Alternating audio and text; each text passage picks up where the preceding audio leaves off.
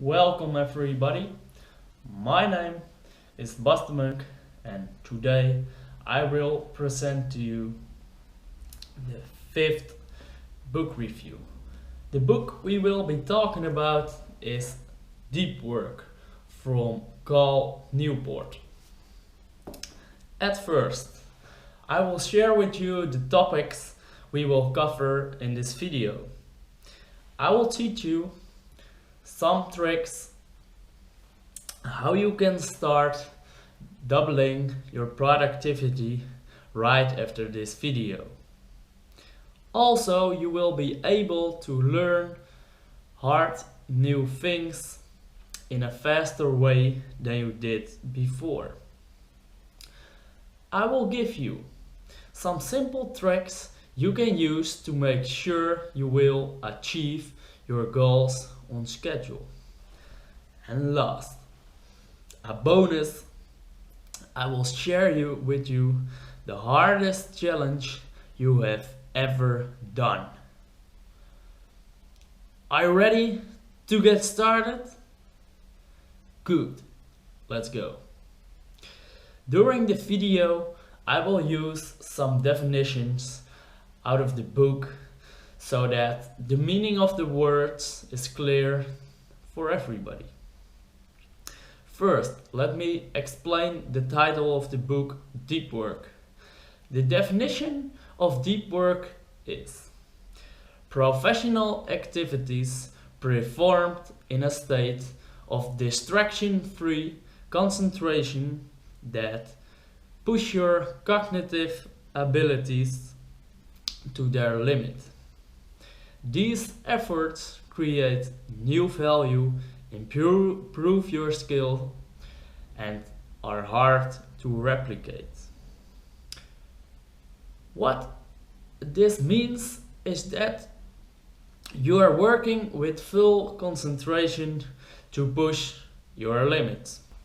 Now, that we know what deep work is, it's time to teach you the tips and tricks to double your productivity. Depending on the kind of work you do and the freedom you have within your work, you choose a philosophy to work with. In an ideal situation, you should schedule 1 or more days a week for deep work. What this means is that you spend the whole day disconnected from the world, working only on 1 or more of your most important goals or tasks. However, most of us don't have that luxury yet. What you want to do then is scheduling blocks of deep work during your day. These blocks are 90 minutes long. After each block, your mind needs to relax. So you can do tasks in this relaxed block where you don't really have to think deep or just take a break. Again, also in these blocks of 90 minutes, make sure you are disconnected from the world so nobody will bother you. So when you are working at an office, maybe you can write a letter on your door, not disturb, or something like that. A last option is for those of you who want to be in control of their own lives. You can schedule this 90 minutes of deep work before you go to your work or you start your day. The reason I say before is because during the day your concentration and willpower will decrease by everything you experience that day. Once you have chosen your philosophy or strategy to work with, it's time to make it a habit, so that the behavior will become part of your system.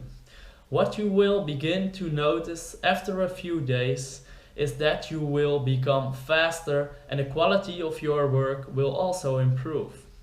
Half a year ago, I started reading 1 hour a day. In the beginning, I was reading 10 pages an hour. Now I'm reading 30 pages in 1 hour.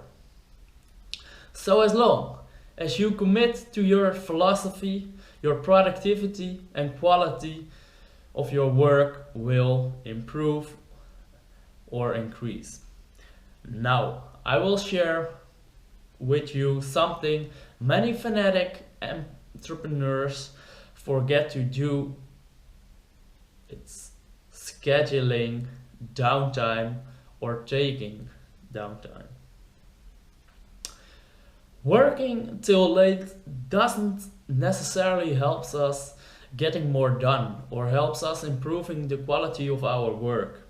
A matter of the fact, most of the time it will even have negative effect on the next day because we don't get enough time to restore and relax. In the evening, most of us find ourselves wondering or thinking about stuff we need to do next day or long-term strategic decisions, which both result in preventing our brains to restore and relax. So in order to find a way to relax and restore, we need to create a habit that allows our brains to trust the habit we can stop thinking. This habit should ensure that every incomplete task, goal, or project has been reviewed, and that for each you have confirmed that either you have a plan you trust for its completion, or it's captured in a place where it will be revisited when the time is right. This is the habit you want to end your workday with every single workday. It will take a few weeks before your brain will trust the habit, so make sure you bite yourself through the beginning phase. Before I give you the hardest challenge of your life, let's first talk about social media. Today, all the people I know, there might be a handful of them who don't social media. A matter of the fact, all the people I know underneath their 50s are using it. Even at work, most people are busy checking out their friends and looking up new pictures on 9gag or sending a selfie through Snapchat. But, and here comes the big but, what is the impact of social media on our ability to do deep work?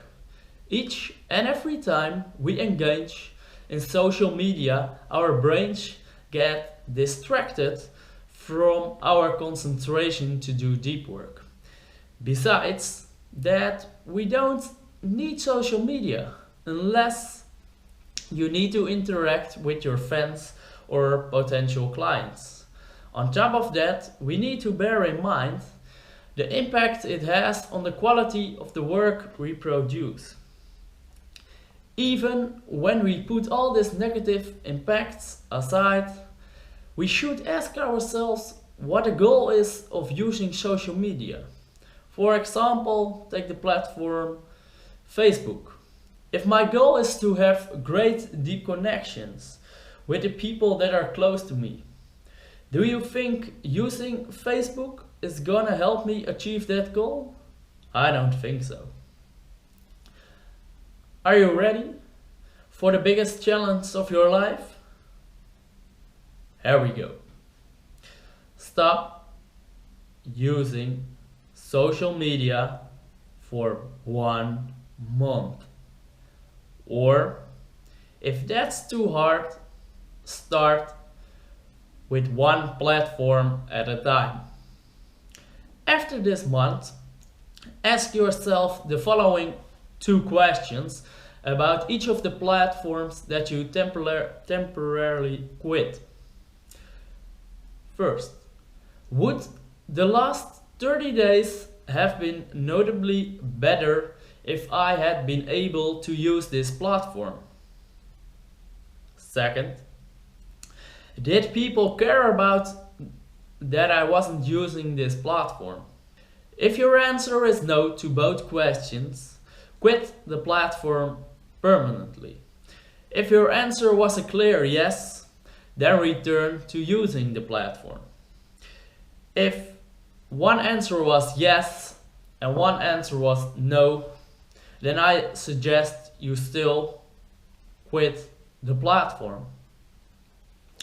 If you have the guts and really decide to pick up the challenge, let me know how it goes and what your experiences are. I'm really excited to hear from you.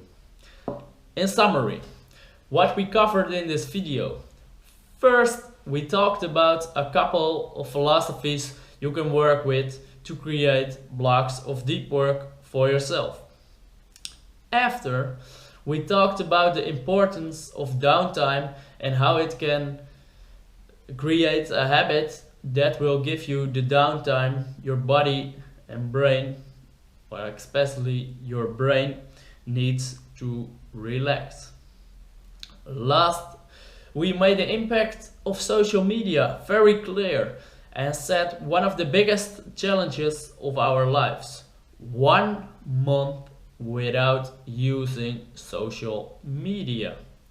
In the next video, we will learn how to do a usability test with your website and some other very practical tips and tricks you can immediately implement on your own website in making the website easier and more fun to use for your visitors. Thanks for watching, and I will see you at the next video.